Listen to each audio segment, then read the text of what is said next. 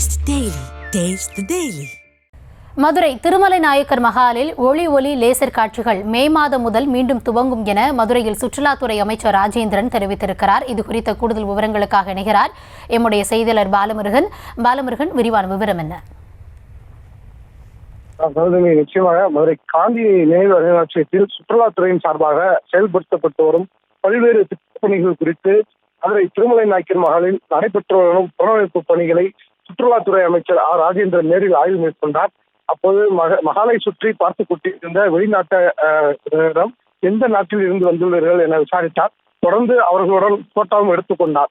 பின்னர் மஹாலில் லேசர் ஒளி காட்சிகள் கடந்த ஒரு வருடமாக நிறுத்தப்பட்டிருந்த நிலையில் மீண்டும் லேசர் ஒளி காட்சிகள் தொடங்க வேண்டும் என சுற்றுலா பயணிகள் கோரிக்கை வைத்திருந்தது குறித்து கேள்விக்கு மே மாதம் மீண்டும் ஒளி லேசர் காட்சிகள் துவங்கும் என்று பொதுமக்களிடம் தெரிவித்திருந்தார். தொடர்ந்து அதிகாரிகளிடம் ஏப்ரல் மாதம் லேசர் காட்சி கொண்டு வருவதற்கு வேலை பாருங்கள் என்றும் அவர்களுக்கு ஆலோசனை வழங்கினார். ஆய்வின் போது சுற்றுலாத்துறை உதவி தலைமை மேலாளர் டேவிட் பிரபாகரன், தொல்லியல் துறை அதிகாரிகள், பொதுப்பணித்துறை உள்ளிட்ட அதிகாரிகள் அந்த ஆய்வில் கலந்து கொண்டார்கள்.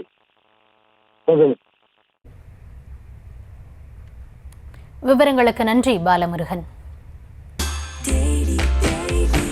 Taste the Daily.